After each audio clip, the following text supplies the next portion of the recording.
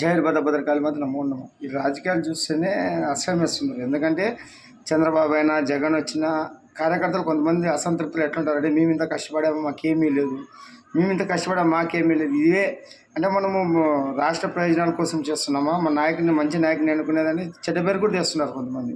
ఇప్పుడు గుమ్మనూరు జయరామ్ ఉన్నారు, ఆయన ఆలూరు నుంచి గుంతకల్కి మార్చారు, గెలిచినాడు.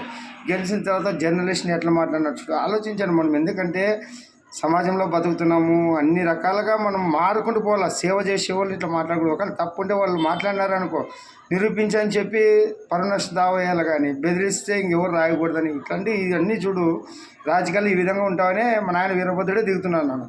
అని మనం తెలుసుకోవాలా. తప్పు లేకుంటే ఎవరు ఏలెత్తి కూడా చూపురు.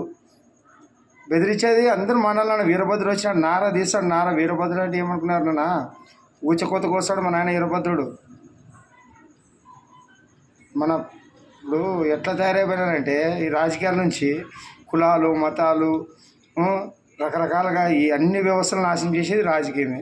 ఈరోజు పోలీస్ శాఖ బ్రహ్మాండంగా ఉండే వాళ్ళు సిన్సియర్ చేసి ఐపీఎస్ని నాశనం చేసినారు. ఐఏఎస్లు మన రాజ్యాంగాన్ని అమలు పరిచే ఐఏఎస్ని నాశనం చేసినారు. వాళ్ళంతా ప్రలోభాలకు పెట్టేది, లేదంటే బెదిరించేది, ఈ విధంగా మార్చుకుంటారు. వాళ్ళు కూడా డబ్బు కాశపడి ఎందుకు ఎదురు పెట్టుకోవాలని వాళ్ళు ఇట్టే ఈ విధంగా ఎవరికి భయాలు లేకుండా అయిపోయారు. ఐఏఎస్ ఐపీఎస్లు కూడా వ్యవస్థలు నడిపే నాయకులందరూ దిండొచ్చేది వ్యవస్థలను నాశనం చేస్తారు. అందుకే రాజకీయాన్ని తొక్కారు మన ఆయన. అందరికి భయం పుట్టాలి, వెన్నెల భయం పుట్టాలంటే మన ఆయన ఏ వ్యవస్థ వస్తేనే సాధ్యమవుతుంది.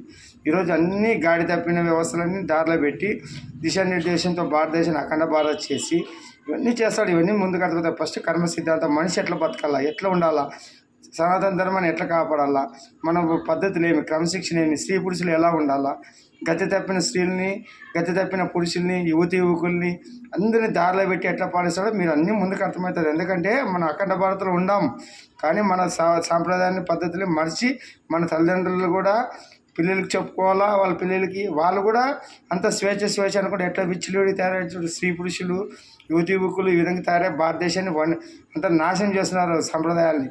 ఇప్పుడు అంతా విదేశాల నుంచి కుంభమేళకు వచ్చి ఎట్లా పాల్గొంటున్నారు చూడు. వాళ్ళు పాటించే పద్ధతులు కూడా మనం పాటించడం లేదంటే అర్థం చేసుకోవాలి. అంత డ్రెస్సుల విషయాల్లో కానీ, పద్ధతుల విషయాల్లో కానీ, లివింగ్ రిలేషన్, అక్రమ సంబంధాలు ఎట్లా తయారవుతున్నారు చూడు. అంత రోజుకొక న్యూస్ వస్తుంది. ఈరోజు సోషల్ మీడియా ఎందుకంటే అన్నీ బయటకు వేస్తున్నాడు మన ఆయన. ఇంకా స్వాతంత్రం గురించి అన్నీ తెలుపుతున్నాడు బయటికి. ఇవన్నీ ఎందుకు తెలుసా? మనకి హెచ్చరిక. మనం మారము, మనం గొర్రెలాగా ఉంటాము, మనం సంక్షేమం వద్దు అభివృద్ధి ముద్ద అనే రోజులో తెప్పిస్తాడు మన ఆయన. అభివృద్ధి అంటే ఏమి? ఒక పక్క డెవలప్ చేసి పిల్లలకు ఉద్యోగాలు ఇవ్వాలా. సంక్షేమం అంటే ఏమి? ఉచిత విద్య, ఉచిత వైద్యము, మౌలిక వసతులు, డెవలప్మెంట్, పరిశ్రమలు స్థాపించాలా, పిల్లలకు ఉద్యోగాలు ఇవ్వాలి. ఇది కోర అంటారు నాయన. ప్రజల డబ్బుని మనం ట్యాక్సులు కట్టేది మనకు ఉపయోగపడాలి, కానీ అందరూ పప్పుల బెల్లాలకు తినుకుంటుండి సంక్షేమాల కోసం కాదు. జై భద్ర.